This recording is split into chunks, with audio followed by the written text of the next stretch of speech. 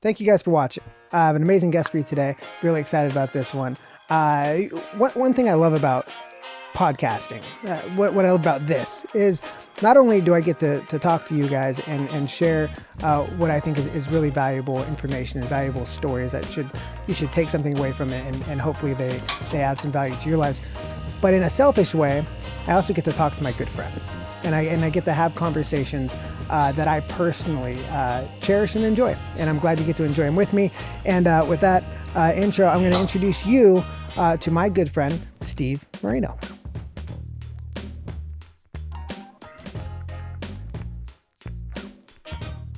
So, Steve, you and I have been friends for how long? Since you were a freshman. When did you come to Lakewood? I was a year older I was than you. 15. Were you a freshman or sophomore? Sophomore. Sophomore. Okay. Yep. So since my junior year. Yeah. So you are also the owner of On It Meal Prep. Yep. And why don't you tell me a little bit about that? So we started about 6 years ago, and I've had a kitchen, professional kitchen in Orange County for 4 years. I just moved to a new kitchen because of a lot of the COVID stuff. You know, the kitchen I was. What's that? Yeah. Well, the kitchen I was previously in, that I've been in for the last 4 or 5 years, the building ended up selling, and we basically got the boot. So, they sold the building outright. So, had to find a new kitchen. So before we get into the business aspect and meal prep, because we are going to talk about nutrition, mindset, and all the stuff that, a lot of the conversations we have. Do you think, the way that went down with having to leave the kitchen, do you think that's something that's going to happen a lot to a lot of businesses? Because I know I think it's going to. Ours was kind of unique, and I don't really blame anybody for it because we did get, our 60-day notification. Everyone that we were in the building with was completely up to par with their rent. No one actually missed rent the entire time. But then they had some, I think the city of Santa Ana or Fountain Valley, they're doing some big putting in a new water well that's going to do some crazy amount of stuff. So literally the spot that we're at is an industrial area. The city just bought all the buildings and they're going to do a big project. So we just kind of ended up with bad luck with that. Okay. But it was harder to have to move during all of this, especially moving during the holidays and that. But it actually worked out kind of nice because it came at the perfect time where I always take 2 weeks off for Christmas with my family. So, we have that time transition to a new kitchen, and we'll be starting everything fresh in January. So really looking forward to it. I mean, I seem to be gaining more interest with a lot of people, especially since I took 2 weeks off, that are really wanting to focus on their health and wellness probably at the beginning of the year. Right. So I'm really going to be focusing and working on that because a lot of people have not been able to get that type of support, Right. So why don't we dive in there a little bit? What is On It Meal Prep? What do you do, and what makes yours different than, say, some other meal prep prepackaged meal stuff? So basically, as far as my background, been a chef since I was 18, so it's been a long time, and doing good tasting food, all of that, portion controlled. Every week we put out a menu of 15 different meals. Everything's standard size, broken down, 4 ounces of protein, half cup of carbs, cup of vegetables. But the nice thing about what we do mainly is a lot of customization. And with a background in personal training and wrestling and MMA and coaching, everything me and you did together, it really helps so much just to be able to talk to people. And I think that's where a big thing of what I do is different from other people, because you can go to any meal prep business, any website, anything, and just go buy food. And I think that's great. I think everybody, should eat healthy and do well. I mean, ideally, and I tell this to my clients all the time. And from a personal training standpoint, I'm sure you could agree with this. I think the average individual, family, whatever it is, it would ideally be better for somebody's lifestyle if they knew how to shop, cook, and made the time to cook as a family and eat dinner together. Not everybody has that. Right. And if you don't know how to cook, or you don't have the time, or those family dinners are just stressful for you, basically you call me, we supply all your food, all that type of stuff, and can customize your actual meals. So rather than just going and deciding based off of whatever, little app you have, how many calories or macros or all that type of stuff, which is kind of a guesstimate, I guess you could say. Mm-hmm. And I know there's so much science out there. I'm not a dietitian. I'm not a scientist. I know what I see, and I've seen a lot of different things over the years. And I mean, even like if you look at ketogenic diets or whatever type of thing, a ketogenic diet would work much differently on, for example, let's just say you right now. For you right now, a ketogenic diet would work differently on you and your body getting your results as it would 10 years ago when you were like fighting competitively Right. and had a much lower body fat percentage. Right. And I everybody's, wouldn't say much lower, but okay. Cool. you know, when you were actually like training for a fight. And I think that's kind of huge that I've noticed with a lot of my clients is we kind of need to see what works for you personally. And I've had clients that are, whether it's male, female, almost very similar, where I'll have like two that just happen to be same like height, same weight, similar age. They're eating the same food and getting much different results. That is because like there's a lot of variables. What are you doing for work? How active are you? Are you working out or are you not working out? And how important is it to you to like actually get healthy or lose weight? Some people like use the meal prep because it takes stress off of them to have to provide for their family, to go home and cook.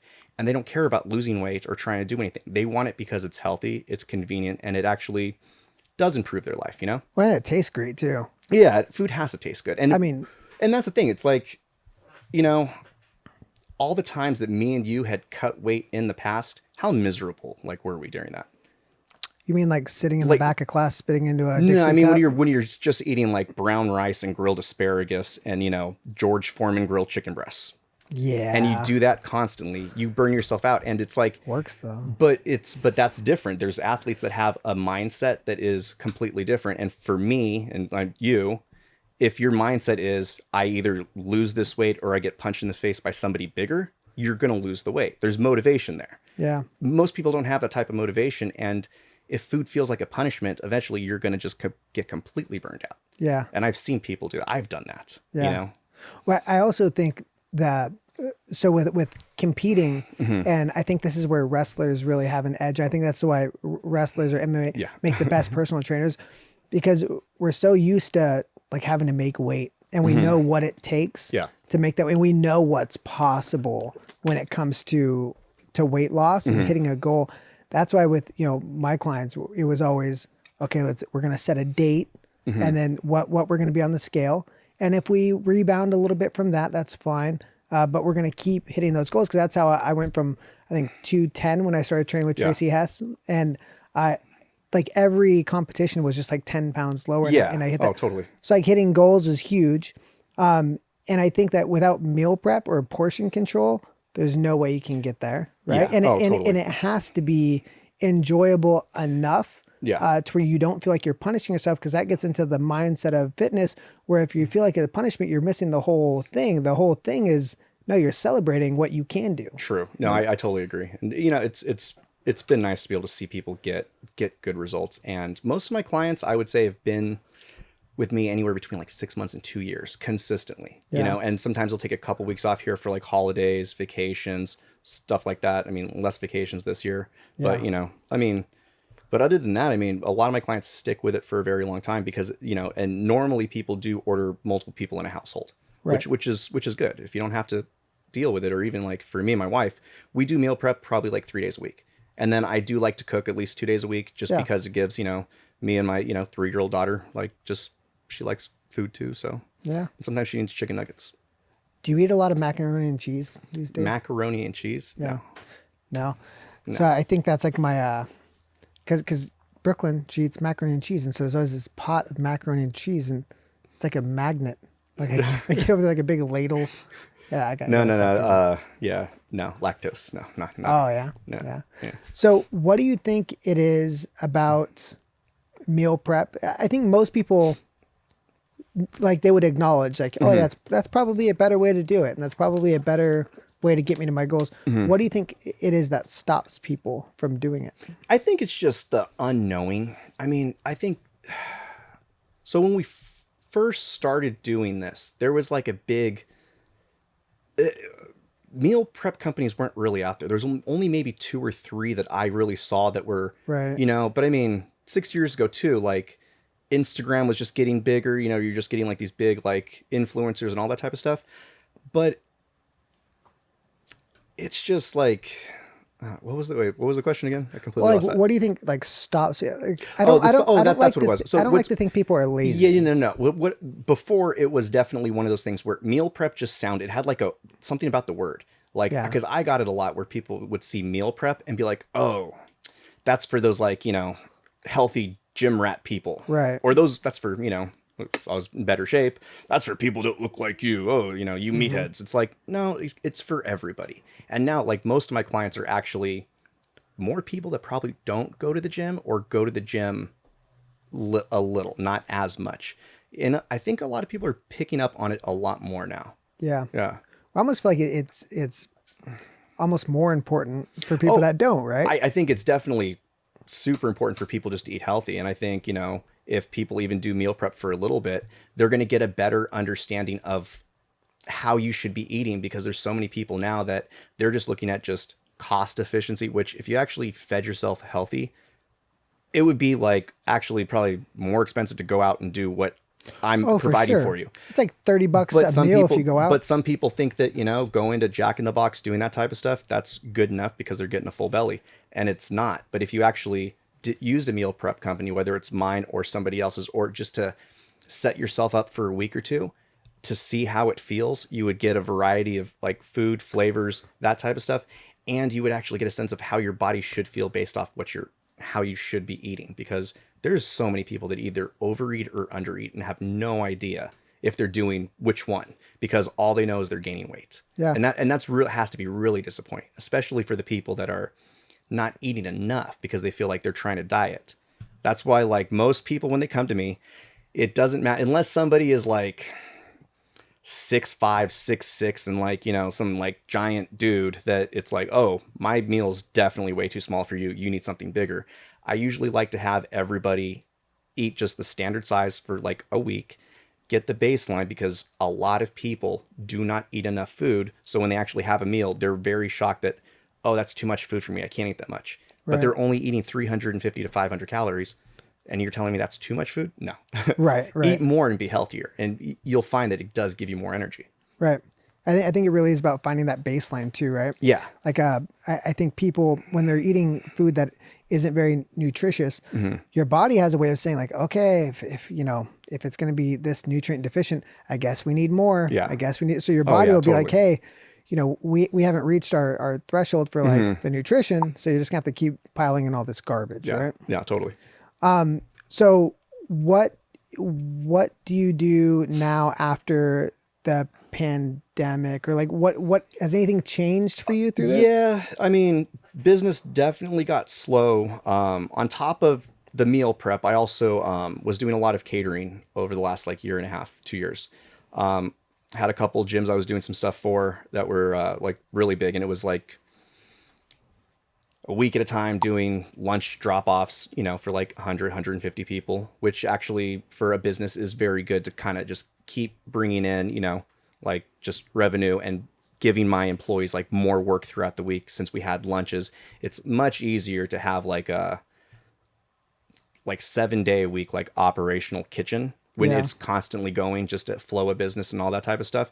And it kind of keeps everybody together as a team. Right now, since all catering is pretty much gone for what we were doing, because it was always large volume. And right now I'm not doing just like the little tiny, like 2-person, 4-person catering events. It's just not worth it to me for time wise. I want to really focus on growing the meal prep and being able to connect with as many people as possible that really just should be getting healthy in 2021. I think getting healthy is going to be huge for Yeah. a lot of people. So, I feel like this whole thing is about health, right? Yeah. Like everything we've been doing. and I think people during the beginning, the first probably month and a half, a lot of my clients stuck with everything. And I'm so appreciative of all my clients. And we're very much like supporting like small business and going out of their way to continue to use me. But like after months and months of, it just didn't make sense. A lot of my clients ended up working from home. So I guess I took my advice when I first got on the phone with them from forever ago. Hey, if you can actually cook for yourself and do this, it's probably great for you. Yeah. So a lot of people have that time. Yeah. But I think that's good. I think that's really good. And if you need a break, then you give me a call.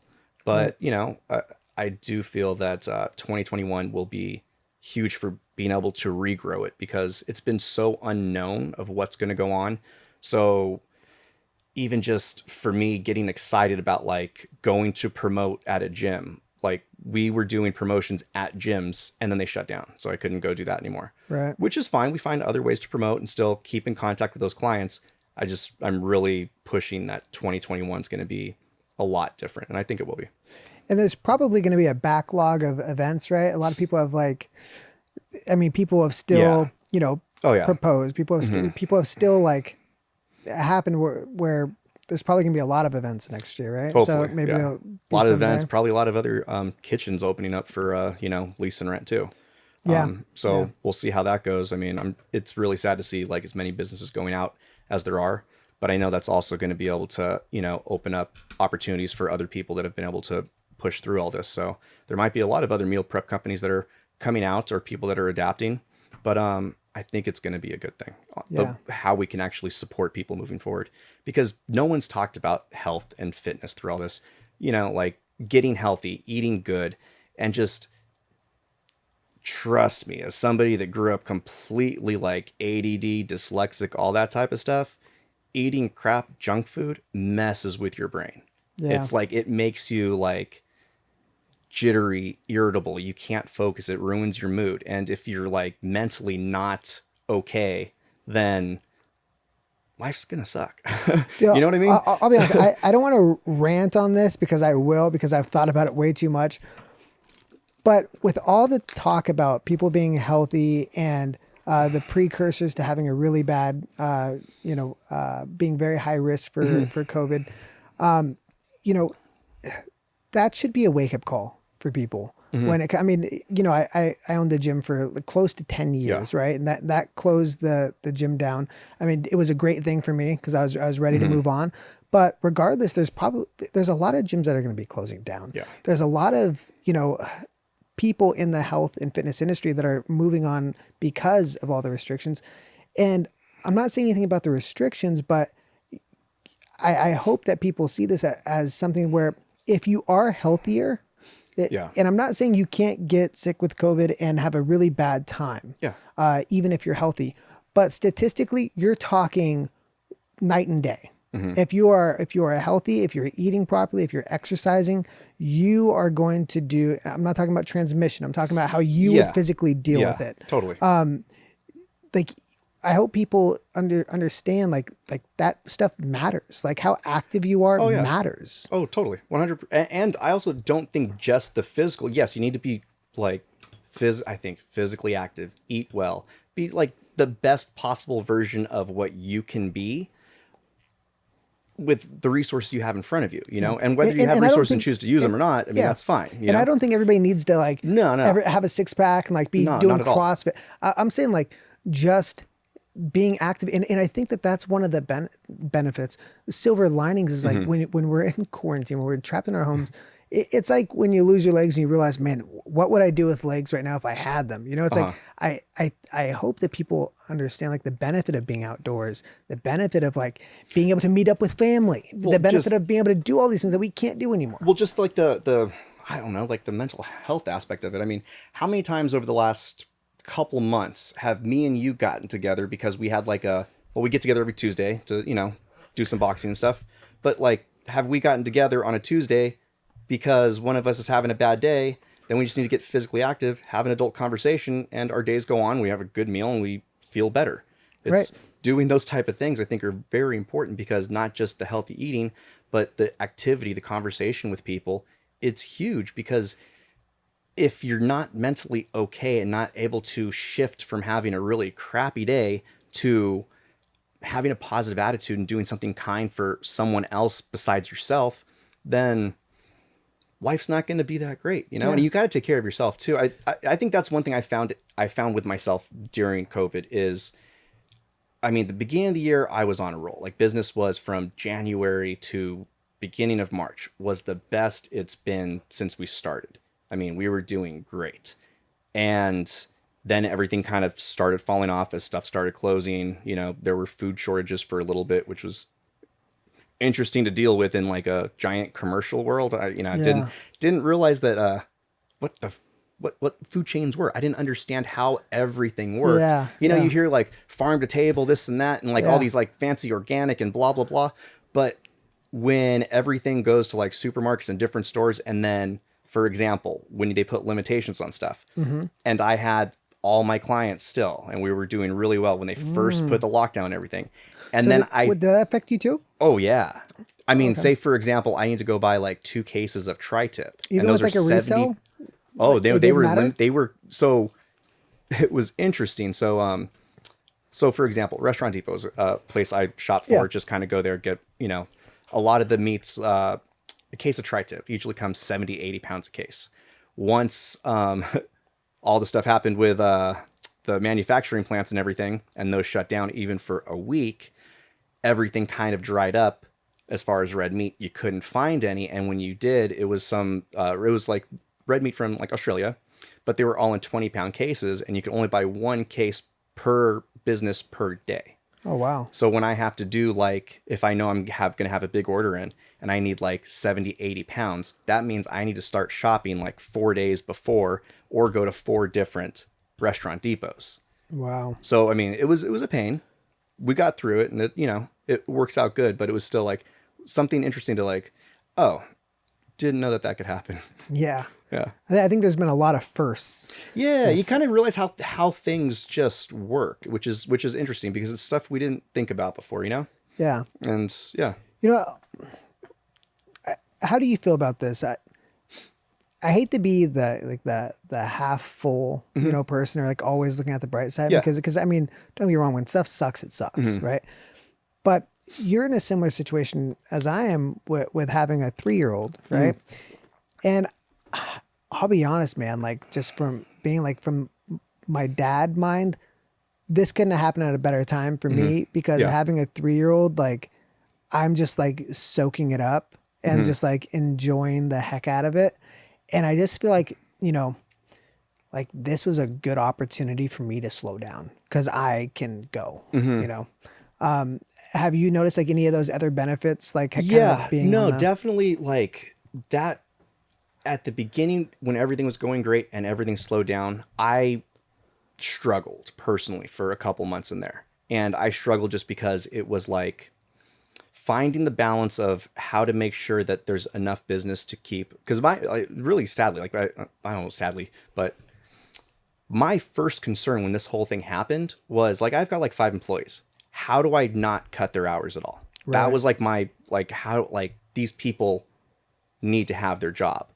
So what does that mean for me? Do I just do less prep? Do I do more paperwork? Do I do something else? So I kind of found ways around that to make sure like that was going on. And then as time went on, just, sometimes weren't as many hours type of stuff because there wasn't as much work to do. I struggled with that more for myself, like mentally, because I felt like I was letting people down. Yeah. And then I kind of realized like, focusing on family, focusing on everybody else, I've spent a lot of time focusing on other things and other people, especially having this business. And I've seen you do that personally, like, with the gym, especially when you first started. So I know that wear and tear. And I think this did one of those things where probably around my birthday, around September, or actually like August, September, I was kind of looking at my birthday. It's like, okay, I need to focus on me for a little bit. Yeah. So just, I don't know. I think it was partly I got really stressed out for the month of August, lost like 10 pounds and realized like, oh, that looks kind of good. So I decided to go into the full like workout mode, started listening to like David Goggins, all this type of stuff. And it might sound really weird, but me focusing on myself rather than like allowing myself the time to focus on myself was good. But the way I had to do it was to almost overdo it. And that was just me almost hitting a reset button on me. And I've lost like 25 pounds. Haven't, felt better than I do right now, like in probably the last 10 years. Yeah. I spend an hour a day at night, watching TV with Madison or Evelyn, stretching to the point where I'm like sweating. Like I'm actually trying to take care of all my past injuries, take care of myself. And since I've like lost the weight, it's been completely re-energized. And what I've realized with all this is I was never taking time to really focus on myself. Sometimes I would, take a day. It's like, oh, I need downtime. I'm going to do some yard work, have a beer, relax, get some paperwork done, just kind of have those type of times to unwind. And it was nice relaxing in those moments, but I wasn't pushing myself hard enough on me to find the best of myself. And that was agonizing. It was hard. Yeah. I mean, I've done a lot of like neglect of my own personal, like what I need for my body. I mean, it was always more important for me to, rather than going for a run or going for a workout, it's like, oh, well, I need to do this invoicing. I need to do this. You could find a lot to do when you own a business. Oh, yeah. Of little things, or finding things to do like, with your family, or time to spend, or just people to get back to, or something you can do. Yeah. Because even if it's not a physical thing that you're doing, owning a business, it's... your brain doesn't turn off. Well, ever. no, because there's always something you could be doing. Yeah.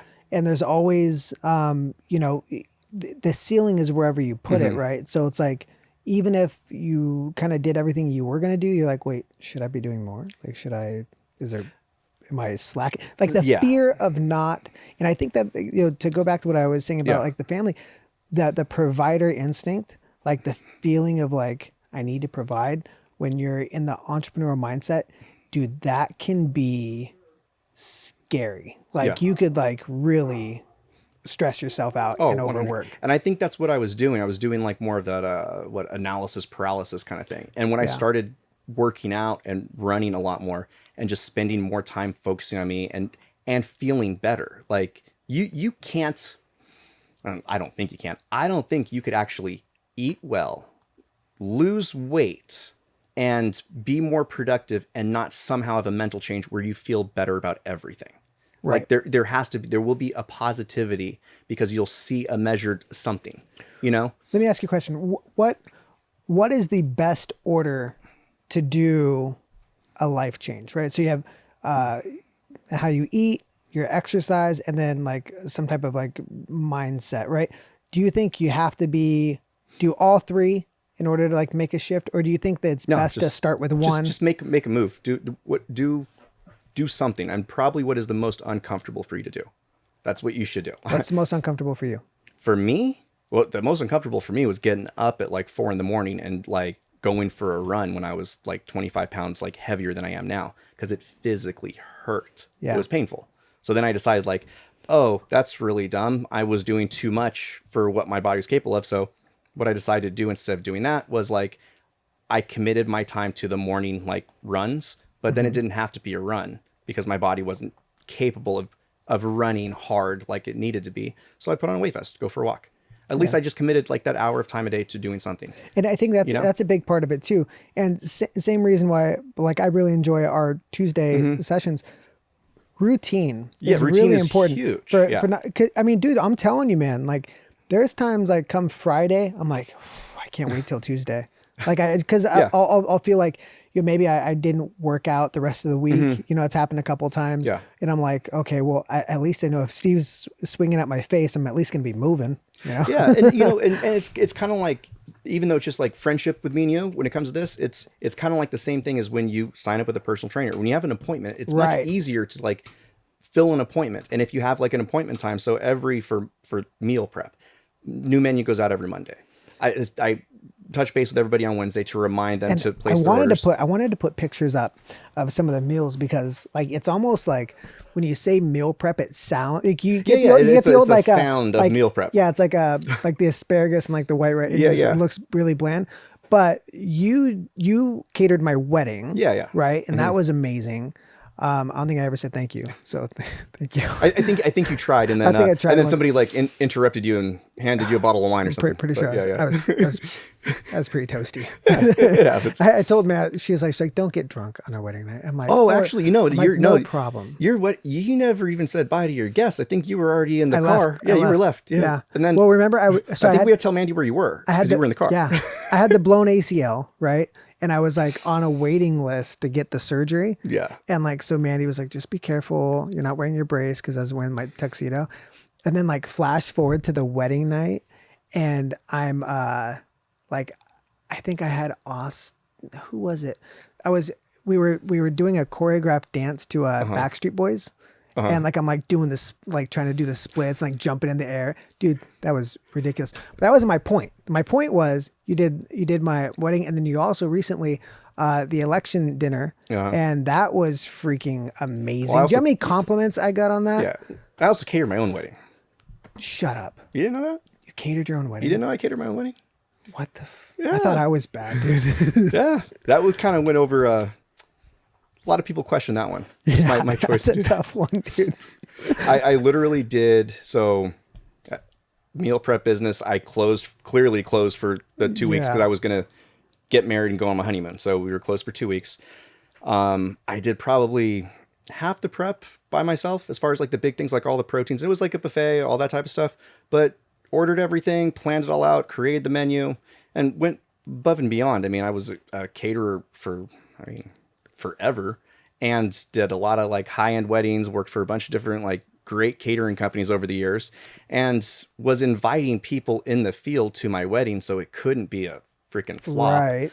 But no, it had some great support, hired all the staff. So I worked my tail off during the December before our wedding, and purposely so I could call in a lot of favors for people, and get all my servers, hire my servers that worked great with me during December, and just, did everything, did the setup the day before, right before we did the rehearsal dinner. And then the day of turned over, everything to my day of like wedding coordinator. And she helped with like the timeline, the breakdown of everything.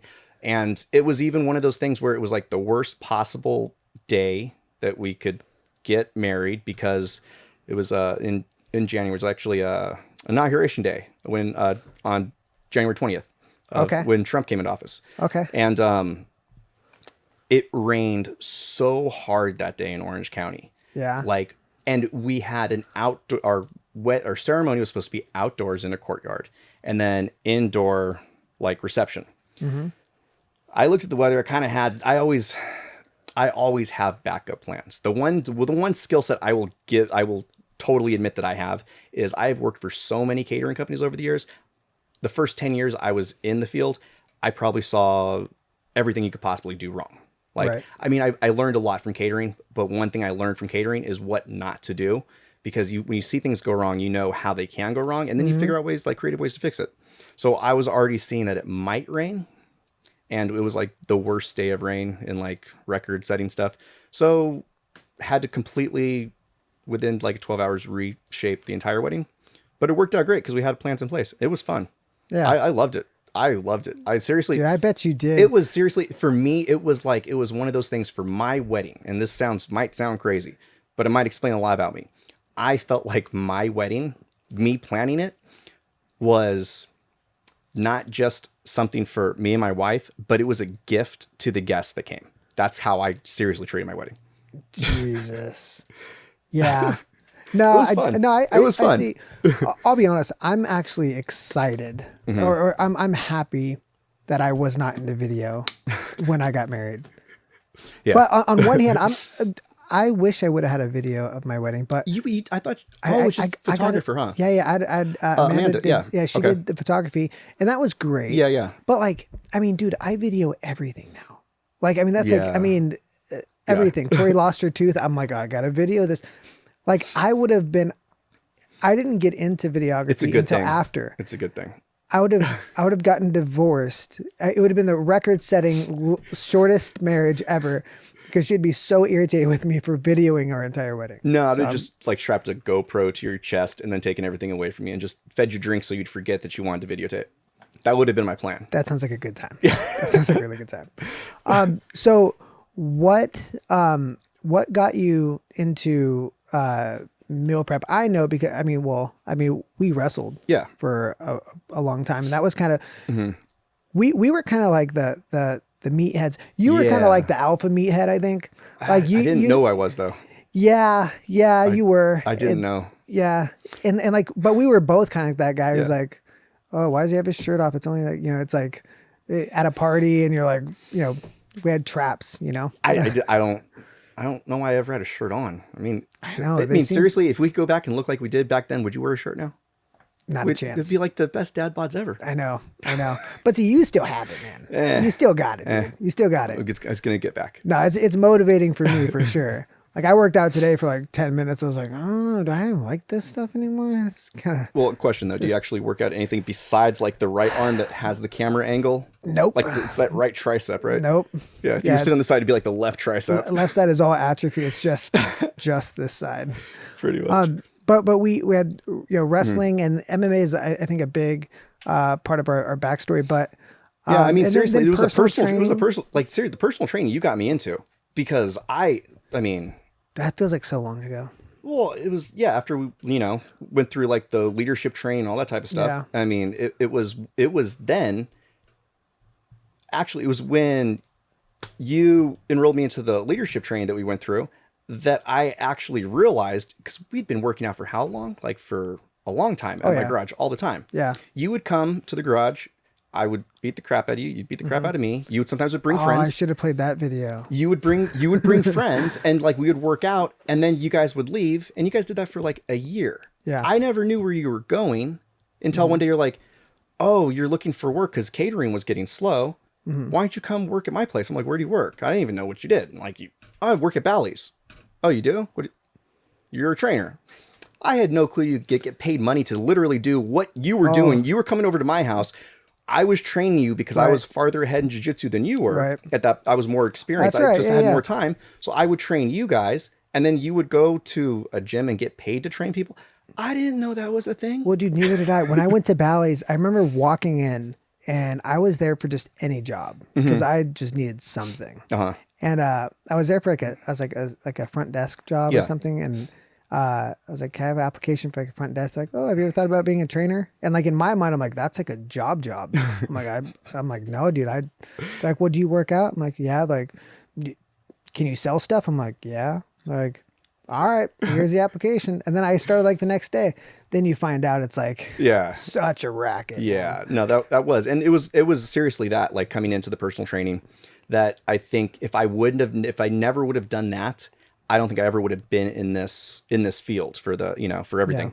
I think there's something when it comes to people that can be good trainers has nothing to do with like knowing the the kinetic chain or knowing proper squat form. That stuff, anybody can learn it. Go on YouTube. You can learn how the body mechanics work to be an okay fitness, dictator. Yeah. Right?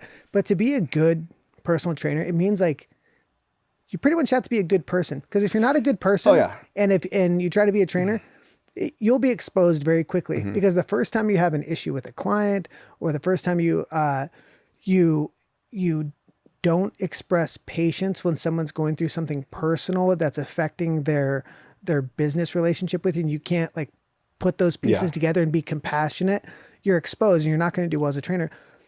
But you really become a therapist to a degree, and it's that connection with people. There's no job like it, because fitness and health is the most intimate thing you could do. And to have that relationship, the ability to have that relationship with multiple people and, walk that line of being professional, it is, it's not easy. Yeah, and I think coming out of the catering field is something that made it very easy to connect, because one thing, like I'll tell this to like any caterer, any server, any chef. I mean, being a chef takes a different skill set.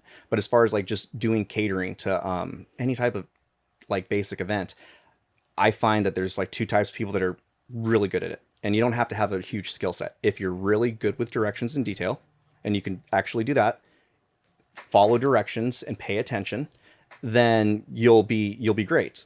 Or if you just have a genuine care for people, to want to care for people, you're probably going to be a good caterer. And I kind of feel like the same thing with the personal training, which, brings it like great together. I think with the personal training aspect though, one thing I realized was what type of clientele I'm going after. So like for personal training, if you have that very detailed analytical person, that's going to be somebody where you're probably like high performance athlete, because you don't care about those people's feelings. It's like if you're training for the Olympics, I don't care how you feel. Yeah, and those are good. So good there's trainers some too. of that, like where people are on that level. I think a lot of the people that benefit off of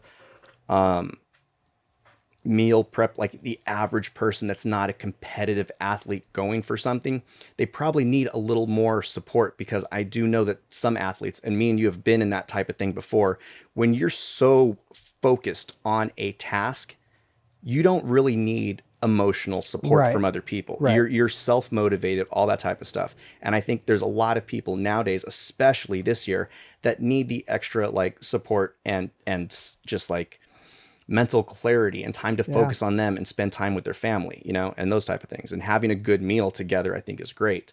And eating healthy. So if you're like ordering food as a family or individually or doing something so you're taking care of yourself, then you're going to be way more like mentally clear when it comes to that.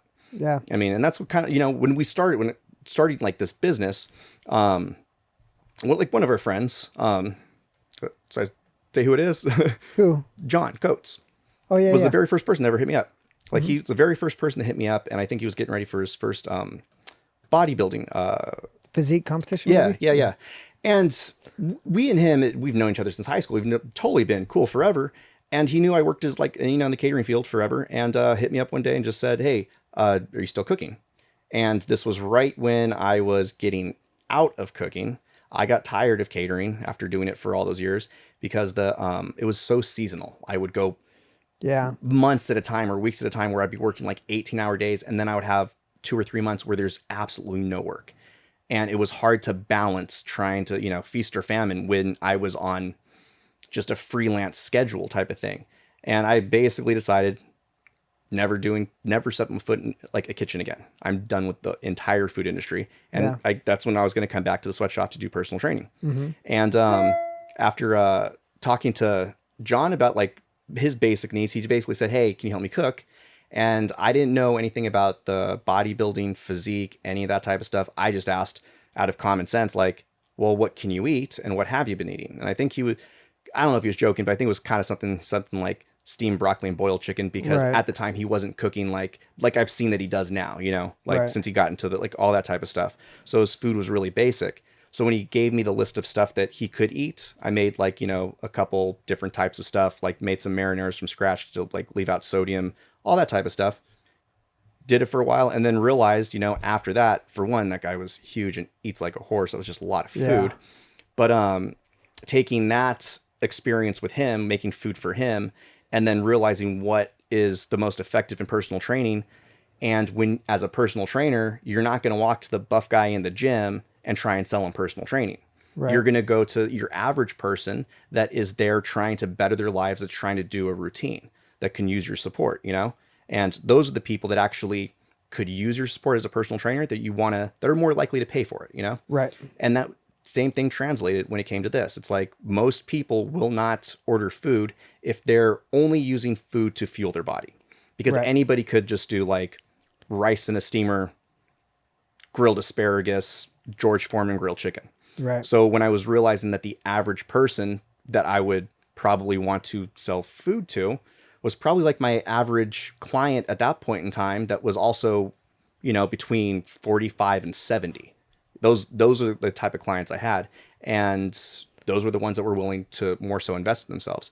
And that's when I decided to do a larger menu with a lot of variety, because I don't want my clients to get bored of their food. Right. So once we actually have a conversation, figure out like what you're doing day to day, like I want to know those things so I understand how you're doing, because especially with like females, for example, I know that there's a big difference with the way, like even like my wife, like how her body, how her energy, all that type of stuff, like responds to the same type of food pre-pregnancy as opposed to post-pregnancy. There's hormones in your body that are different. I'm not a scientist. I'm not a doctor. I don't understand it, but I can see that there is a difference in the speed of which your body like responds to food, even energy wise, working out, all that type of stuff, your body changes. So giving people appetizing food that they're looking forward to having, that's my goal, is to make sure that every time you eat a meal, you're going into your fridge because you're looking forward to that meal.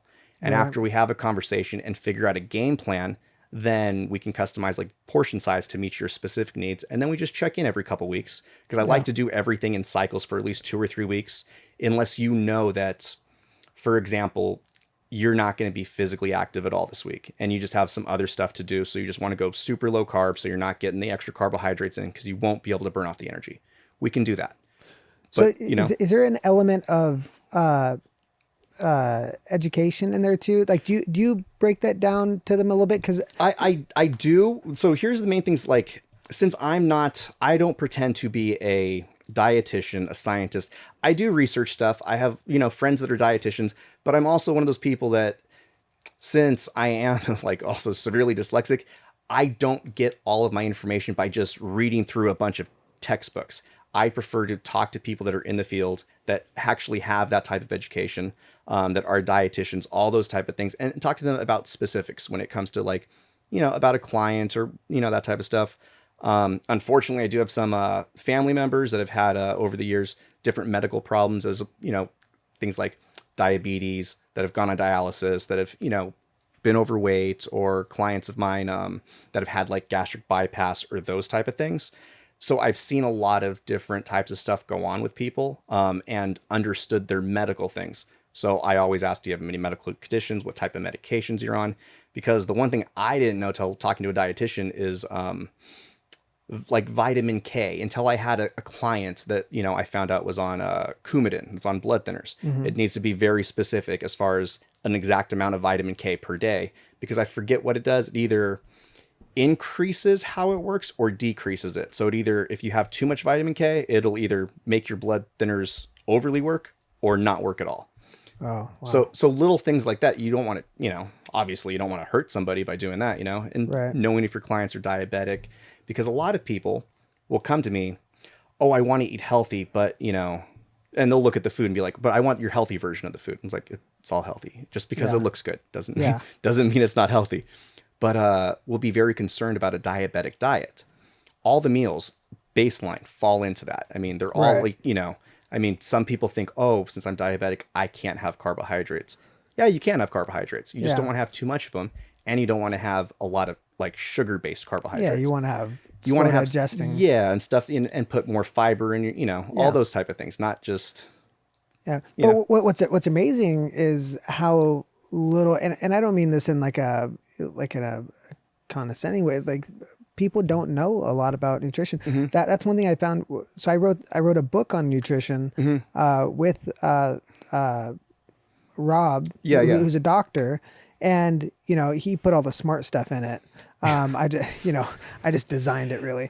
No, I helped write it, and it was really cool. Like, in writing that, I had a lot of time because Tori was in the hospital at that time. So I really dove in, and it was amazing, when you really learn about it, like you can explain it to people in a way to where like they really understand like the energy aspect of food and how they can manipulate those energy sources, give them the best. So that's like where like a ketogenic conversation really comes into play, and like telling them like how different fuel sources work and all that stuff. But it's almost like you're giving, and this is what I was getting at was, you're not only giving them meal prep, but you're giving them a real sense of accountability.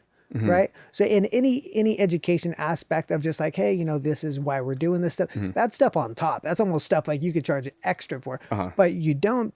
And so that they're really getting like a full service, like body awareness and accountability, which is so much more than just I think meal. I think it's huge. One thing I absolutely love. So I have a lot of clients that do F45 training, Laura says, I look forward to every meal I get from you.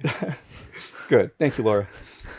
No, but I have a lot of clients that do F45 training, and those are very structured, like they're 45-minute functional workouts. I think they're great for doing that type of stuff. It's a perfect workout for like the average person. And what I always, since I know how those workouts are structured, one thing I always tell clients when they're doing meal prep is, I want you to pay attention to your workouts and your energy level during it. Because we need to pay attention to that, because even if you're losing weight, but you're having say you're having just crap workouts, but your number on the scale is going down, I don't think that's always like the best thing, just the number on the scale. You need to make sure you're having the proper energy. And I love it when I have clients that do like that type of stuff, whether it's F45, Orange Theory, the Beachbody boot camps, whatever it is, where they can actually tell me an honest opinion of how they feel energy wise. And when they have a personal trainer, especially if I know their personal trainer, that I can have that conversation with their trainer, like as a trainer to trainer, even though I don't do that anymore, I still understand what they're talking about. So it gives me a better sense of how that client's actually performing. And based off of, since I'm not there with that client 3-4 days a week, whatever they're doing, the trainer can give me feedback on what they think, if we need to tweak the nutrition and in what direction. Yeah. So it makes it really nice to be able to do that. Well, I mean, it's good because you have that background and you can have those It's like conversations. because if you speak to an average person about personal training, it's almost like you're speaking a foreign language. But it's Yeah. like when you're speaking trainer to trainer, it makes sense. Yeah. You know? And And you know what questions to ask to that trainer as opposed to, right. Because I mean, you kind of know like there's a specific thing, you know, again, like, cause most trainers are not dietitians and sometimes you being somebody who's, you know, the good thing about being like former trainers who are a little bit older now that like have seen a lot of different trainers, we can kind of call bullshit when we hear it, right? So like I can always like if a trainer is like doing trainer talk, I'm like, I was you, buddy. Like you don't do bro science anymore? I don't do bro science anymore. Okay. Yeah. But But you still speak the language. I speak it. Yeah, like, I'm fluent. Yeah. Okay. Me too. Yeah. And I understand it really well. I just don't practice it very much. Except at the park on Tuesdays. Oh yeah, We just punch each other. Yeah, we just punch each other until we forget That's totally most of it. Bro science. Yeah. Yeah. Dude, that's honestly like one of the things I look forward to most of the week. I swear. And even though there was a few weeks ago, man, I was like, dude, I got rocked a couple times. I was like, oh, that's probably not good. I think my broken ribs finally better. That was the same day. Yeah. Yeah. Coincidence, I'm sure. So what are you looking forward to? Like what's As far as I think just like anything. Like what excites you right now?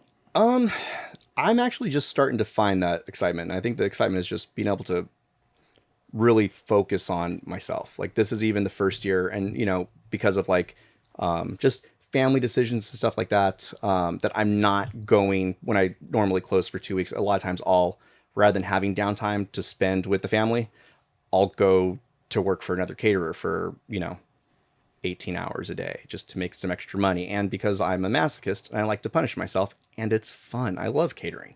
I really do. I like extremes. I love the extreme hours.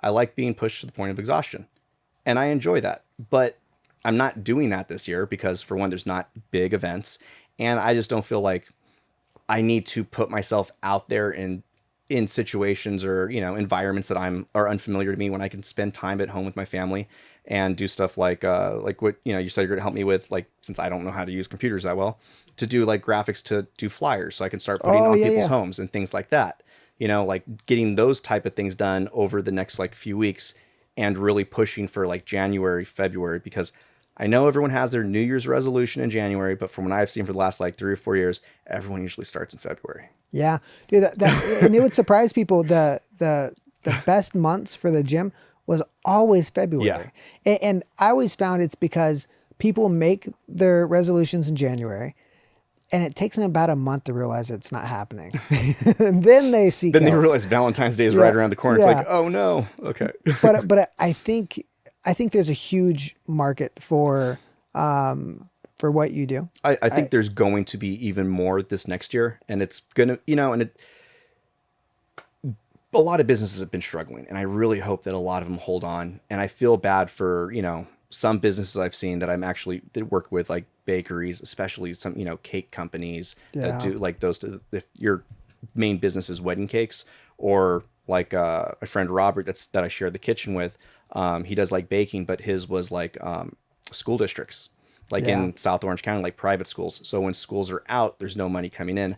I think everything will come back, and hopefully like all these businesses will be able to, and gyms too, well, except your old one. But yeah, way to bring that up. but like if these gyms can actually pull through and business can pull through, there's gonna be a lot more excitement, where I feel like this year has been a lot more of a people just kind of putting their head in the sand and waiting. This was been too much waiting. The waiting, the waiting is more stressful than anything, right? Honestly. Well, I mean, like for like the gym. I mean, so Laura's gonna continue with the gym, and that was that's why I feel bad when people feel bad for me for closing the gym. I mean, it sucks. Well, I think you had so many other things going on where it was the most logical thing for you to do. And that's the thing. It was a lot. So like, because of where I was with the lease, it was a good decision because, the lease was up in March. Yeah. If I would have extended, I would have been screwed. So I don't think there's anything wrong with like taking a step back and like, figuring out the field. I think that's the thing with entrepreneurs or small business owners. If people that get into entrepreneurship or just running a business, they get into it knowing that it's all about solving problems. And that's what this is, one massive problem. And this might sound cold, but I think that the people that really should be in business are the ones that are going to make it through, and the ones that don't, maybe it's not their calling. Maybe that's not the stress and lifestyle that they need or they want. I think that if you get something out of solving problems and like making, like catering, I mean, like you said, it's all solving problems, right? And like making it happen. Like, how do we make this happen? Don't tell me what we can't do. Tell me what we can, and let's do it. And totally. I think that's something that has always excited me. Is me too. How do we adjust and make this a good thing? And dude, my wheels were turning in February and March. I was like, okay, this is what we need to do at the gym. We're gonna do this. We're gonna do that. And I was ready to like go full force into like just turning it all virtual. I'm glad that the lease company was like, oh no, we're not going to give you a break because you can't operate. We're actually going to increase your lease. I was like, well, you just made my decision very easy. No, but everything you're saying, so even as you're talking, you're just talking about the idea of getting excited about something. That excites me. And that's one thing I found with this is when everything just like first hit the fan, it's like, my business, I didn't think was going to be that affected. I just knew I was going to lose the catering part of it, and everything else was just still kind of going because gyms weren't shut down yet. Right. But, so I kind of figured I have a good client list. I can keep going off this momentum.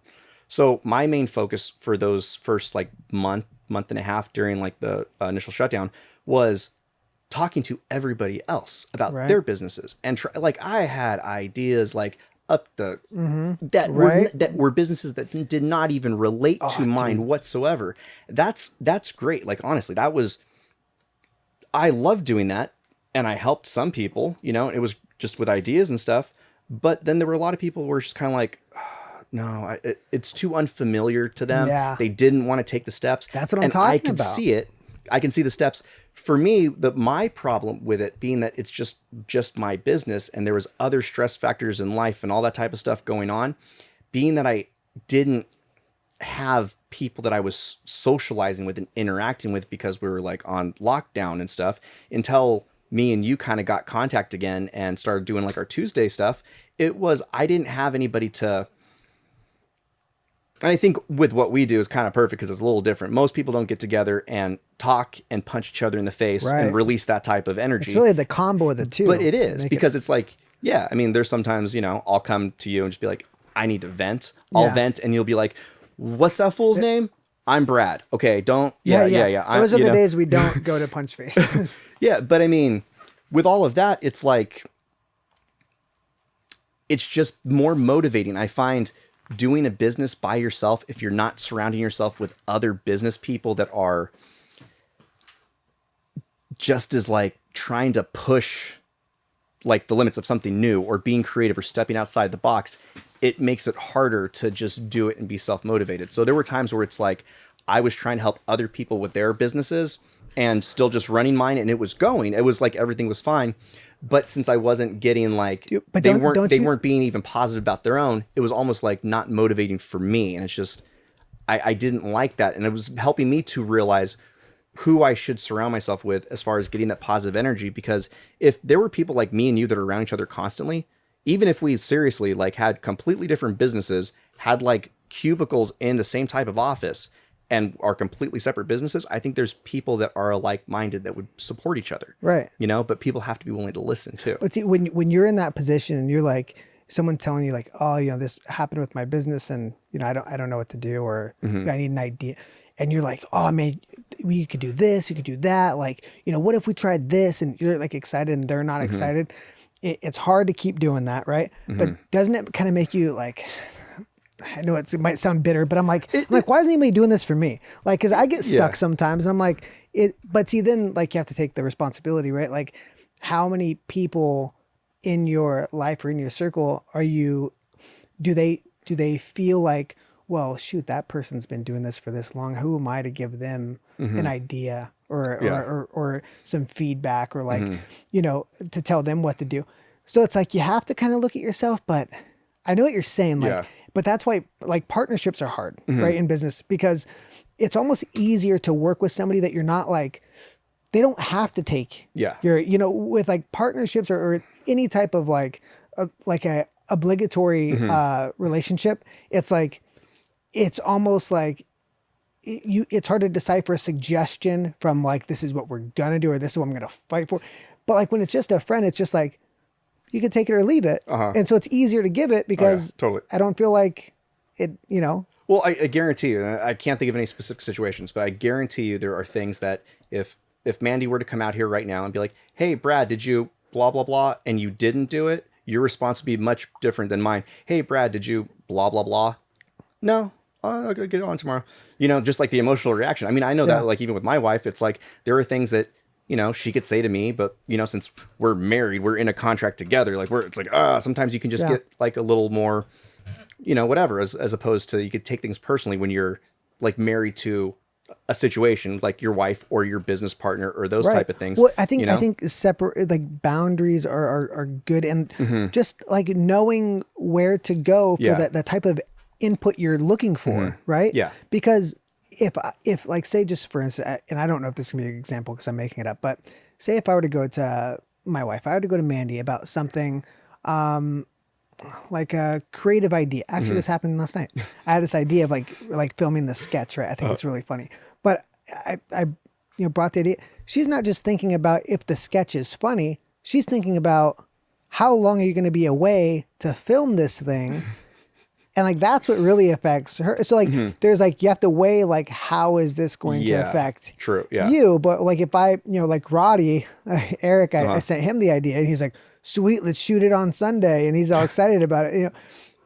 For the record, for the record, Mandy thought the sketch was funny too, but, you have to know where you're going for the input and just know like how much of the feedback is about what you're talking about and how much of it is, about them or and that's why I think it's kind of like working with, because any feedback you spot it, you got. If I'm giving you feedback, it's either because it's that blatantly obvious, right, or it's something I can relate to, right? And you can find parallels. And I think that no matter what business it is, even if those businesses don't, whatever, if you're finding without, giving names, I'll, give an example for, something for like catering, or meal prep or restaurants. I've seen people in the food industry, that can be negative about everything. And it's hard to like, it's exhausting to like be around. So finding the right people to just be that are positive, whatever it is, like it's much easier to be around that energy and support them with stuff, and it's just nice to be able to find other business owners that can do stuff, because seriously, being around negative people sometimes is very beneficial, because when you start to see it and then you realize, and if you don't allow that negativity to take you over, because misery does love company. But there is a pull to it, right? So yes, you have to be there is. careful. So you can get close to not like see it. Yeah, you kind of got to get close enough to feel the gravity, but still like leave the orbit type of thing, Right. But when you do feel it, it makes it, if you can feel it without falling into it, it's actually beneficial, because then you realize when you're being negative or when you're not giving it your all. Or, those type of things. And I'm not saying that, I think people definitely get to work on being more positive, just like me, when it comes to that. But at the same time, it's like you need to figure out when you're being negative and when you're just venting and getting off your shit, Right. And there's a big difference. Part of being positive is the ability to express. To express and acknowledge the things that are not good. You need to be able to acknowledge what's not good to see the positive. Right. I mean, and it's also like how you get through things, how you digest things, right? So like for me, I tend to like joke about things or like laugh about things, and sometimes I'm like, that's not the best move. That's not. I should take this more, a different approach to stuff. But for the most part, like I know when stuff sucks. Yeah. Like and so I don't feel like I'm naive about a situation. My overall philosophy is like, there's so much going on in the world. Like even for you, you woke up today, you have, dozens of interactions, even in COVID times. You have a bunch of different things on your mind right now. You have your business, you have your hopes, your dreams, all your interactions, all the nuances of your life. Yeah. All that's going on. And then everybody has that. So I just feel like there's so much going on all the time that I don't take things personally. And I just feel like things kind of like are what they are. Yeah. And like when stuff sucks, it sucks. But guess what? A lot of people have stuff that sucks all the time. And my suck doesn't suck that bad. So, And it's kind of, it's as sad as it is to say, as hard as it is to like actually look at.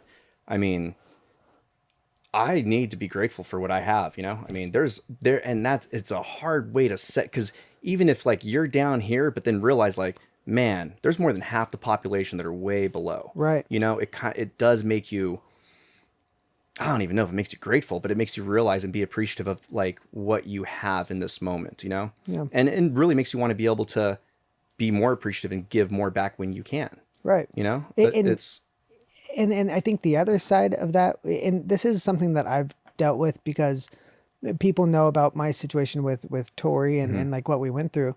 And I remember like even going through it, somebody was telling me like they were obviously sad and they had stuff on their mind, but I was like living in the hospital and I was like, what's going on? Tell me about it. And they just would not say it. They were like, dude, you're going through so much stuff, man. Like, I know how dumb I would sound if I told you like what was going on. And I just remember this feeling of like, no, like you telling me what's going on with you isn't putting it on me. Oh, totally. It's giving me the opportunity to pull you up. And by Yeah. pulling you up, I pull myself up. So, exactly. No, I 100% agree with that. 100% agree with that. so I mean, but I guess like the distinction is like expressing like and looking for someone to pull you up out of stuff, or are you telling somebody like how shitty things are and pulling them down? Yeah. Right. So and there's a distinction. huge difference. Yeah. So it's great if somebody vents and then Yeah. you have the opportunity to be like, to help lift them up. Yeah. But then some people just never want to hear anything positive. And those are the ones that you get to look at yourself and realize like, since I'm seeing this, when have I been this? Right. And will I recognize it next time I'm in that to pull myself out? Because I don't like the way that this person is making me feel. And I don't want to make anybody else feel that the way that this person is making me feel, as far as like uncomfortable, angry, anxious, whatever it is.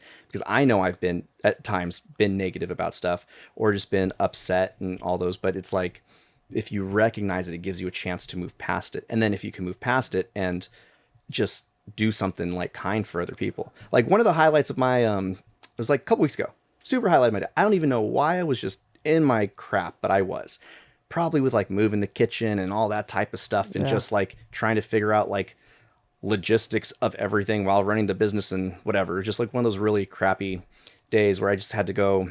I think my way of avoiding was like, we got deliveries tomorrow. I'm going to go gas up all the cars, the van, the Tahoe, get those washed. And, my random act of kindness for the day, like I just want to go, clean my wife's car and get gas or something like that. And it wasn't gone that long, just kind of going to the gas station to fill up. And I'm in a mask. I had just shaved my head. I think I was probably wearing a tank top. I'm not the most approachable looking person, with a shaved head and mask on. And, it's just, I look weird. I'm sorry. Just a natural meathead kind of thing. Yeah, it's cool. But this guy at a gas station came up to me and he had like out of state license plates and was just kind of like, hey, this middle-aged guy, just kind of asked. It's like, hey, homie. No, he's just kind of like, hey, I hate to ask you this. And he seemed like he was kind of intimidated by me because I probably don't have a nice look on my eyes, mainly when some random stranger comes up to me at a gas station, tries to talk to me. I'm just like, what do you want? Kinda little weary. Especially during a pandemic. Yeah. So, and he explained to me like his situation. He was from out of state, came here, his father had a heart attack. Him and his sister had to, do last minute funeral stuff. And basically didn't take care of his finances. And he was actually driving a nice car. He was driving like a Range Rover. And he basically didn't take care of some of his stuff and didn't have gas money to get home. And he lived in like Arizona or New Mexico. And he had like a quarter tank. So it was just one of those things that he just kind of told me a story. Seemed like a very genuine person. So I helped to fill his tank. It was like $40 or something. Not much. Just enough to get him by. Gave him like, I think I had $7 on me. Gave him that, I'm like, hey, this might get you to the state line, whatever, and figure it out from there. But it was one of those things where just seeing the look of happiness that was like genuine on his face, not somebody that was just trying to take money from me to go buy drugs or do something crazy. Yeah. Which you could see those people. Yeah. I gotta give credit to the ones like, hey man, I just want to buy a beer. Can I have a buck? It's like, I'm way more likely to give that dude a buck. yeah, me too. I would definitely more likely give him a buck than some random person, you know? But, no, but it was nice. And I told the guy, I'm like, hey, thanks for asking, you know, for this. And he's like, what do you mean? I'm just so appreciative and blah, blah, blah. I'm like, no, I'm told him, you know, seriously, I was having a really crappy day today. And I just kind of got out of the house to avoid stuff. And I was thinking in my head, like, I would like to have like a random act of kindness, like I want to do something nice for somebody. And I was too lazy to go out of my way to do it. And you found me. So thank you. You put me in a better mood. And I had a much better day after that. And it's like one of those random things, just doing a random act of kindness. And that's not always like financial. Luckily, I had, you know, like a little bit of money to put in his gas tank. But going out of your way sometimes to look at people in need to support and do kind things, especially when you feel like crap, can be a game changer. Well, I think that's the ticket, man. Like the only way to really pull yourself up is to do something for somebody else. Yeah. And like that feeling of, it's not the gratitude either. It's just the feeling of knowing that you did good is big. Similarly, but kind of different. I'll preface it with, I think a lot of it's just putting yourself in a position to have those experiences, right? Yeah. So like when people get down on themselves and they stay indoors, they stay home, or they don't answer their phone, you really eliminate the possibility of even getting out of it, right? Oh, yeah. So sometimes it's a matter of just like putting yourself in a position to have something good happen to you, right? Yeah. I took the girls to Staples. We were just getting some like cleaner or something for the computer, something random, and I was gonna get them some markers or something. And Tori's really into like fire engines, right? So so there's a fire truck parked in front of the Home Depot, the Home Depot off of Alondra. There's like Staples and the Home Depot next to each other, and I was like, you know, it's COVID. You don't really want to like approach anybody, but you know, I was with the girls. We all had our masks on, and I was like showing Tori the fire engine. She was all excited, and then like, you know, Brooklyn and Tori, they got all like shy because there was a fireman in the truck. And I was like, oh, are you shy because the fireman? I was like, do you want to go say hi? And they were just like, no way, Dad. That's a fireman, you know? Like, you can't just go say hi. And he was obviously like on like a break. And he was like doing paperwork, you know? Like and I was like, you know what? Like, I don't want to bother the guy. Like, I really don't. Like, he's doing his thing, you know? But I was like, all right, well, so I'm holding the girl's hands. And so I pick him up because it was like on the street side. And I just tap on his door. I'm like, hey, just my girls want to say hi. And he like looked up, and like, what's weird is he looked a lot like me, which is kind of freaky. And I'll tell you why. He was like, oh, how can I help you? I was like, oh, my girls just want to say hi. You know, they saw that you're a fireman, and they were looking at your truck. And he was like, oh, yeah. And he starts talking to him and stuff. Dude, he starts like getting teary eyed. Like he came like this close to like crying. And he just like got real red, and it's just like, he's like, I'm sorry, man. I have chills right now. He's like, I have my daughters are like 20 and 25. He's like, I'm just like looking at you, and it feels like I'm looking at the past. He's like, you're living the dream right now. He's like, just keep doing what you're doing. Like, I have chills.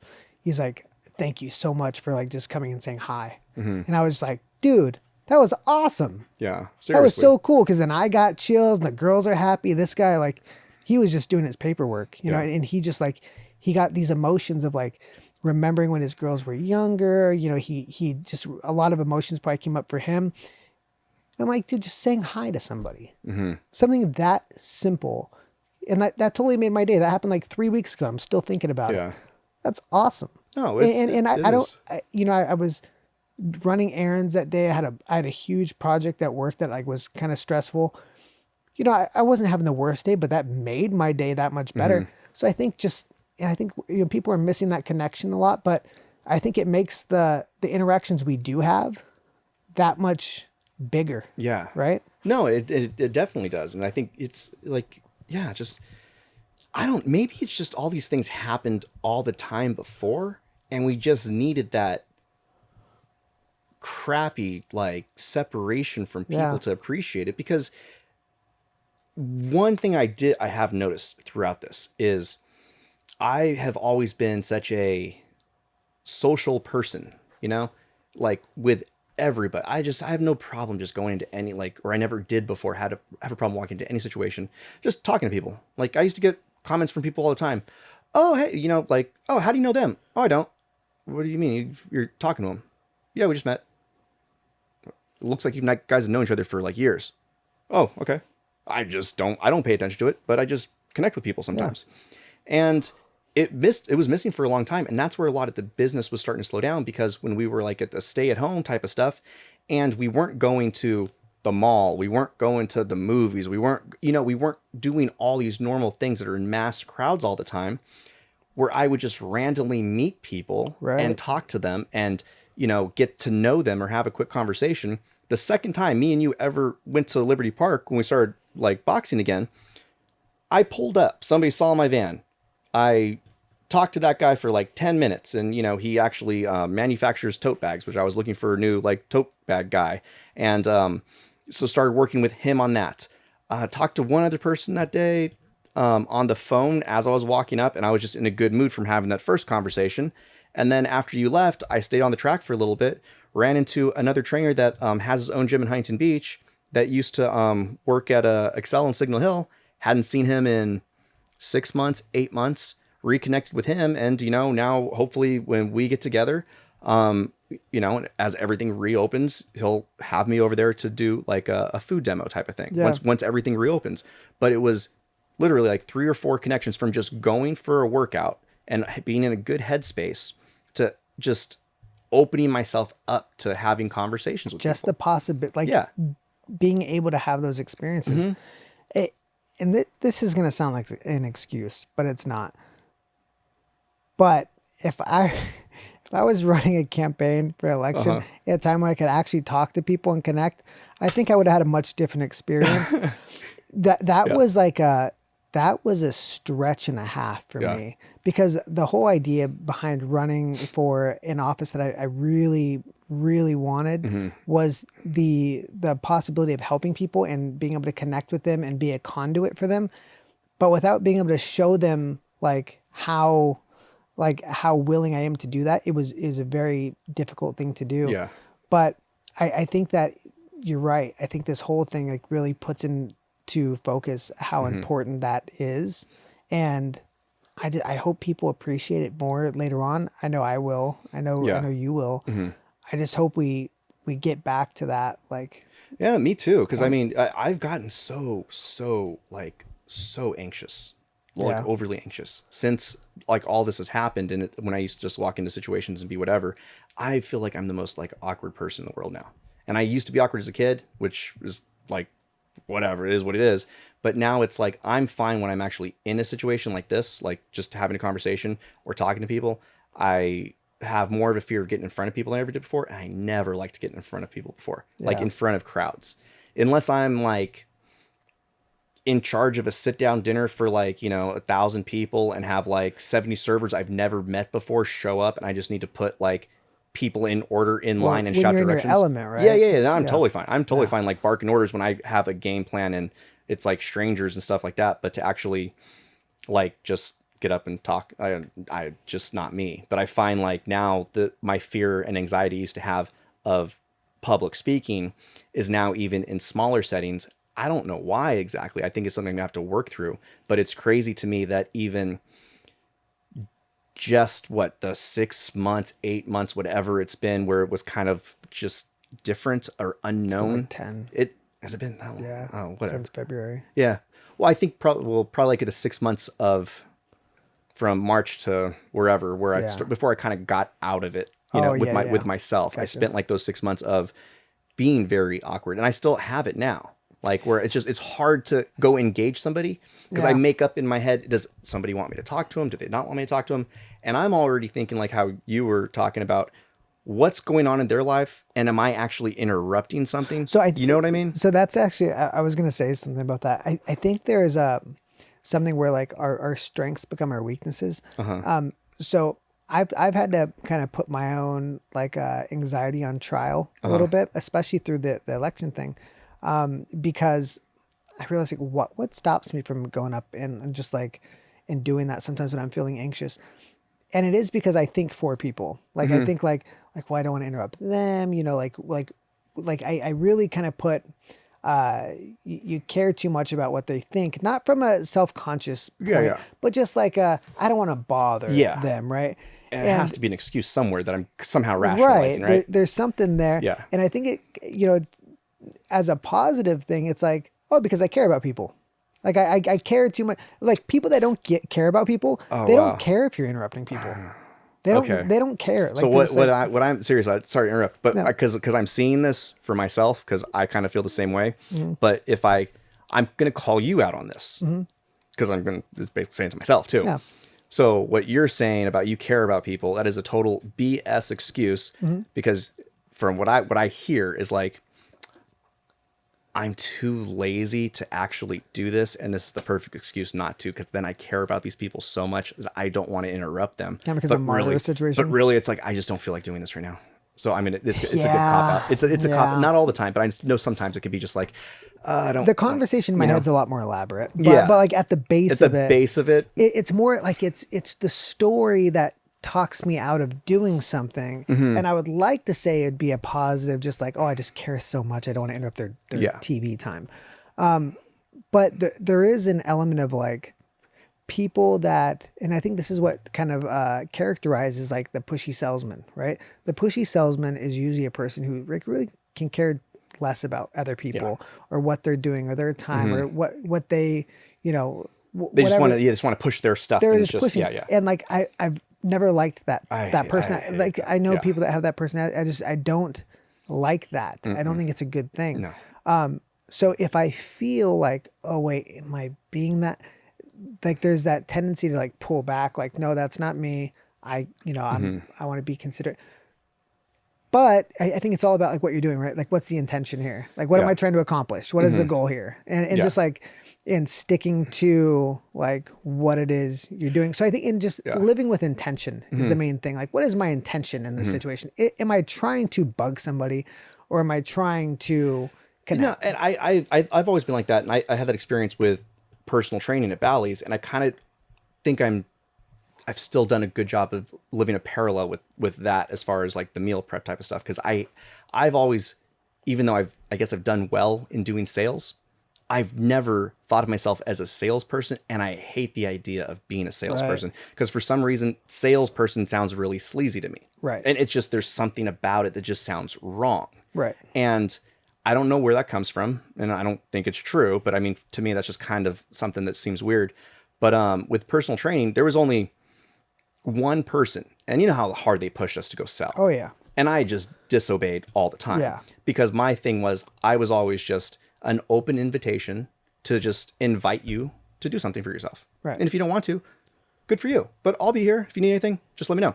Yeah. And I would build relationships with people. I would plant a lot of seeds. And that over time, because I don't like, in personal training, I hated to pull someone through the mud, you know, like, and that's exhausting. Right. It's super exhausting to try and enroll somebody into their idea of them being good or committed every single day is exhausting.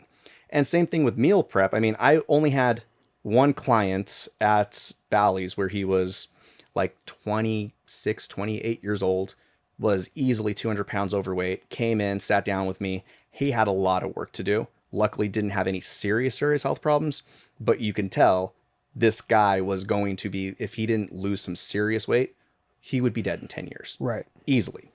And he was telling me about his 3-year-old son, and his biggest excuse was, well, I can't, Christmas is coming up.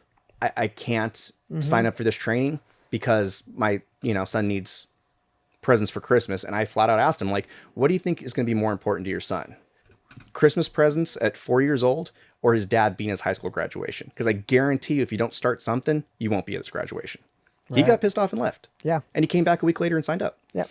So it was, sometimes people, that's what people need to hear. But you got to see like if you can actually talk to somebody like that.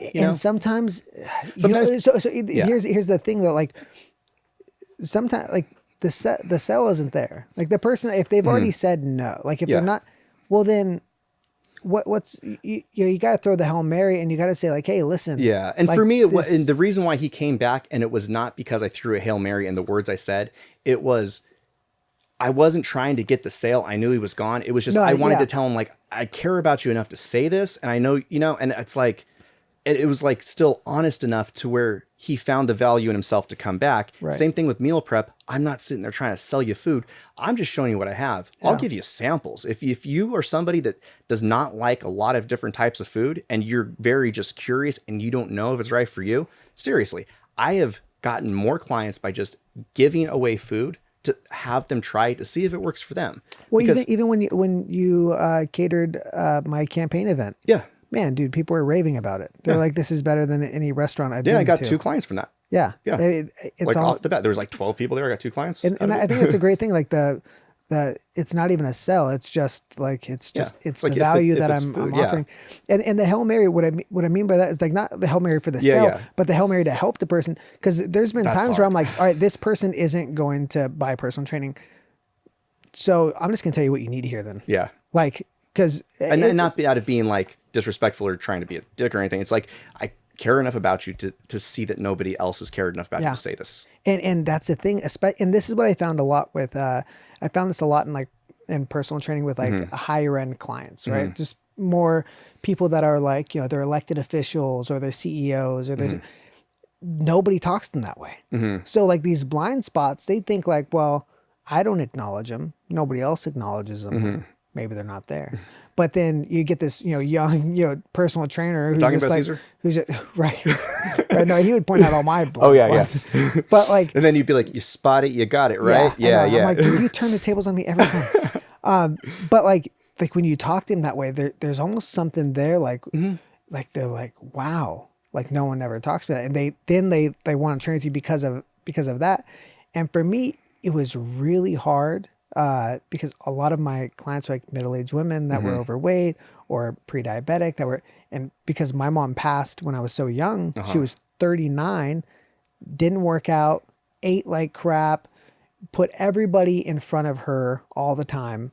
Didn't, never had time or money for herself. It was always about like her family. And so when I would get a client that would talk about like, why I can't do personal training because, my kids have club soccer and the money goes Yeah. there, or I don't have the time because I'm doing this and all that. And I'm like, and they're sitting there 60 pounds overweight, eating like crap. And I just tell them, I'm like, well, do you want to die?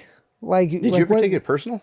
I would take it too personal. Yeah, I okay. used to have to pull myself back a lot because I mean, there were times where like I would get like way too, Yeah. No, I can see Like, how that would be because this is something I would say, I said it multiple times. It's not like it was like a card up my sleeve, but it was like something that would come out like, listen, I don't want this for you. I want this for your kids Yeah. because I was your kid. Oh, And like that, it was real. It wasn't like a sales thing. And like, that's where like most of my clients were like the middle-aged mom. And like, I like that because I always felt like I was writing something maybe. And that's where like my passion for fitness always Yeah. came in, was for that person. What I wonder, seriously, like thinking back to the time that we're talking about, this was 11, 12 years ago, and we were different people. We were young, immature, but also very like at times, I mean, but we were also very pretty much, immature, but but- we were also very much trying to, develop ourselves, Yeah. like through like the transformation trainings and all that type of Yeah. stuff. So we were always very aware of trying to better ourselves as people. I just don't think we had a direction on how to utilize those skills for a Yeah. career at that point in time because we were also we had young. good We had intention. good intentions. But it was, But so what Yeah. I'm curious of is what has changed since then, where it's like, and like on a mental health aspect is one thing I'm seeing. I don't know if it's like in society, just like all around, or if it's maybe it's just my observation, but people seem to not have that ability to be that honest. So, and here's one thing, like I will give you a flat example. My wife heard me having a conversation with somebody, and I was very like, just boom, boom, boom. I went like full like LP, MITT, that type of thing on them. And it was somebody that I had that relationship with that I knew I could talk to in that way. And that's what they needed to hear at the time. And from an outside perspective, even though like my conversation with the person was intense, but very loving and caring and authentic, and that's how they took it, and it was totally fine. If my wife overheard it and was just like, how can you talk to people like that? I'm like, what do you mean? I was being honest. I was being nice. I was being loving. It just sounded rude. It's like, well, Yeah. but it does sound rude, but it's not in a bad intentioned way. And because like even my like wife's reaction, that when I kind of explained to her, Yeah. but even in society in general, we used to be able to talk to people in a loving way, but it's like sometimes you need to tough love, but with your words, not like your fists or anything, you know? Well, now they're like microaggressions. But now it's like people get upset, and it's like, how do you have good mental health and clarity when no one's actually being honest with you and no one cares about you enough to tell you things you don't want to hear? I think if we're constantly trying to tell people what they want to hear, we're doing them a disservice. And if we're constantly getting upset when we hear something that hurts, we're doing the world a disservice, because if it hurts for a reason. Right. It's probably because there's some truth to it. Yeah, and that's like, it's the example I always give. If I'm walking down the street and I see a guy who's like 6'7", probably, you know, and I bump him in the shoulder and say, "Hey, out of my way, shorty." Yeah, he's gonna look at me and laugh. It's But if I do that to someone who's like 5'4", they're gonna go, "What did you call me?" Like, because they like, I am a little on the short side, and like, so if you get offended by something, it's because there's something there. It's like I think when one of the trainings, the MITT, they described it as, if there's a box sitting in the middle of the desert and nothing else, then maybe it's just a box. But if there's a box and somebody took the time to build a fort around it and put guns on the top, there's probably something really important in that box. And I feel like, when the defensiveness comes out, when the anger or the hurt or the, like there's something there. And like, it's not, if you're pointing it out to actually be helpful or compassionate. Yeah. I think we're pointing things out to be hurtful towards people right now. Right. A lot of people are pointing things out to be hurtful, and I think we just need to be better with our language and our intention towards people, and be clear. It's like, and seriously, it's like, the old saying, like, hey, tell your face. I think people need to start practicing that. It's like, even if you're practicing being like happy, being positive, those type of things, like, hey, well, tell your face you're happy too. Yeah. You can say all the words, but you got to work on it yourself too. Yeah. I think people in general just need to be okay with hearing things that they don't agree with, and just trying to understand so they can, do this and like help people. You don't need to. It's the ego check, right? You got to check your ego, and nobody likes getting called out on stuff, right? And it can be overdone, right? But I think like when you're in a position where you have a relationship and you have trust, and again, I think it goes back to the relationships and the interconnectivity. Yeah. It has to come, you can get the same advice from two people. Like if I get financial advice from somebody who like throws their money away and like doesn't do, I'm kind of thinking like, whatever, buddy, you do that first. Right. So I think there is an element of trusting the information. And so I think that the relationships, intimacy and all that stuff come in. But generally speaking, like with what you're saying, like with clients, there were things, and Laura saw it firsthand. The same thing I would say to a client 8 years ago in a nutrition seminar, I wasn't able to say the last year of the gym. And honestly, that's one of the reasons I kind of pulled back from doing nutrition seminar. And there was a very specific instance. I won't get too exact, but it was basically somebody was like talking about, their health, how it's so terrible. And I was doing a nutrition seminar, and they said, I told everybody, okay, you're going to give up one thing right off the bat. What's your one thing? Is it soda? Is it booze? What's your thing?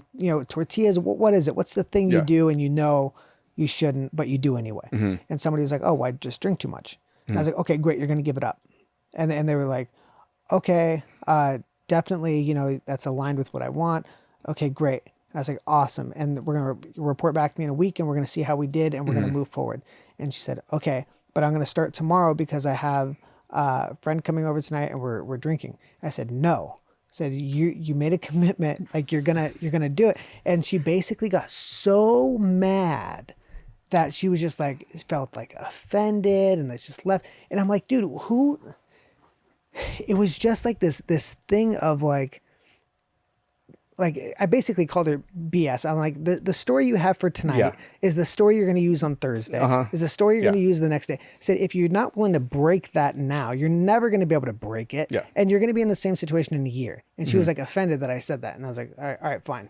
But like part of the joy I think I got out of being a trainer, and something I think, I mean, I still really do enjoy, is like being courageous enough to like, just like say things and not worry about like, Yeah. you know, how, cause I feel like I think I give people permission enough to do it to me. Like if the shoe fits, I'll wear it. And if not, like, that's fine. Yeah. But like, I think there's so much value in just being honest and truthful and just like not buying your own BS. Totally. Right? Yeah, for sure. But to your point, it's different. It is different. It's different It's just weird. It's weird to see.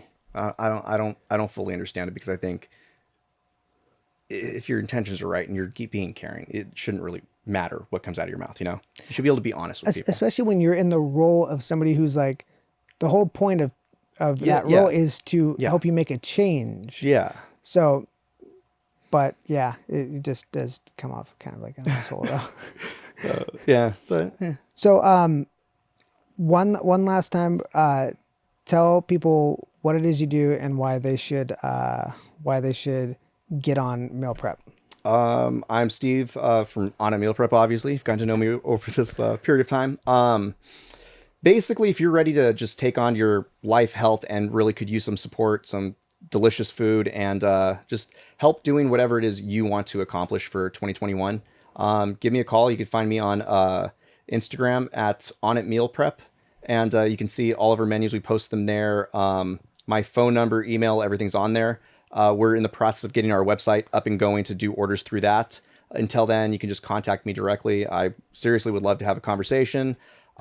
Get to know you, what your needs are, any reason why you're using it. Some people for weight loss, if you're just doing it for convenience, or if you just want to like try out some food for yourself. Yeah, give me a call. We're going to be putting out a lot of new recipes and everything over the next like couple months. And yeah, that's about it. Awesome. Thanks, man. I'm Yeah. glad we did this. Oh, me That too. wasn't so bad, right? No, we got to That do more was of good. these. Yeah, Seriously. dude, I love this stuff. This is fun. You know, I was thinking halfway through, and I almost pulled an audible. I was like, you know, it'd be really cool is if we basically, because we were talking about like giving advice and just basically being there for people. We should you know, ask people like, you know, if they want to, you know, come on and they can actually, I could send a link in the chat and then they can just like come on and we can just basically do some Yeah, that'd be sweet. Yeah, that'd be that'd fun. be really fun. No, I mean, seriously, doing stuff like this, just anything to just talk to people, communicate, help, have conversation. I think there's so much conversation that we just need to have, where a lot of conversations have been such BS with people. You know, it's like, hey, how you doing? I'm good. No, you're not. No one's doing that good right now. Right. There's obviously drama, but there's probably a lot of things going on in your life that you don't want to sit there and take the time to vent or talk about. And sometimes there are people that have serious problems and you need to vent or talk about them. And I think being able to talk about them with somebody, sometimes a stranger is the best person to talk to, or somebody that you don't know or you aren't connected with, or you don't feel like live it's going to with. be held against you, or you don't live with, so you can say whatever you want and not have to stare at them all the time. You know, it's kind of like, well, and sometimes it's the most positive people that don't want to complain that could actually use the feedback and the sounding board more than anything. Yeah. Right. So I think it's important just to have like that place and like to feel comfortable enough to do it. Just asking questions, getting advice. I mean, you know, not all advice can be great advice, but just being able to. But sometimes if the shoe and fits, seriously, one thing I will definitely say that I have experienced more than anything, the stuff that has been the most stressful for me, the most stress relief has come when I just say it out loud to a person. Sometimes it's because I need to vent it and need to release it, and sometimes I just need to hear how ridiculous the stuff I'm saying is. And once I hear it out loud, I hear how ridiculous it is and how I thought something major is something tiny, but I won't know until I say it. And same goes for advice that you get. Sometimes you'd have like an idea of like, maybe I should do that. And somebody gives you that advice. Yeah. You hear it come from their dumb face and you're like, that's a dumb idea. Like, but that's actually what you were going to do. And so my point is sometimes hearing bad advice is more important than hearing good advice.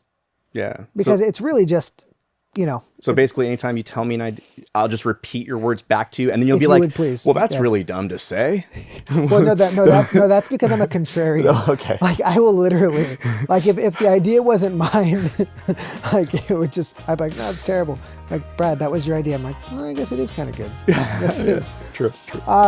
Guys, thank you so much for tuning in to Brick by Brick, where we build a community one conversation at a time, brick by brick. I think we're going to do that. I think we should set that up. Yeah. We'll set up a time and we'll have people call in and we'll chat with folks about what's going on in their lives, and maybe we can be of No, some that'd be help. fun, and Yeah. especially if people have certain topics they want to talk about. I think between me and you, we actually have a lot covered as far as being able to support people when it comes to different things. Maybe helping people even with resources, with like food stuff like that. Yeah. So And I mean, but between the two of us, you're bound to get like some good advice. It's like shotgun advice. It's like something's gonna hit you. It's definitely not a sniper rifle. Thank you guys again, and make sure you like the video, share it, check it out I'll be posting the edited version, the one where I actually do the intro properly, and the one where I put the little titles on the bottom so you know how to order your meal prep. I'll be putting that on YouTube. You can just search Brick Television. Follow the page, do all that cool stuff, all that stuff YouTubers tell you to do all the time. You guys take care of yourselves. Have a great holiday, a good Christmas. Eat right, spend some time with yourself, treat yourself well, enjoy the people in your lives, and have a great new year. I'll see you guys next week. Bye.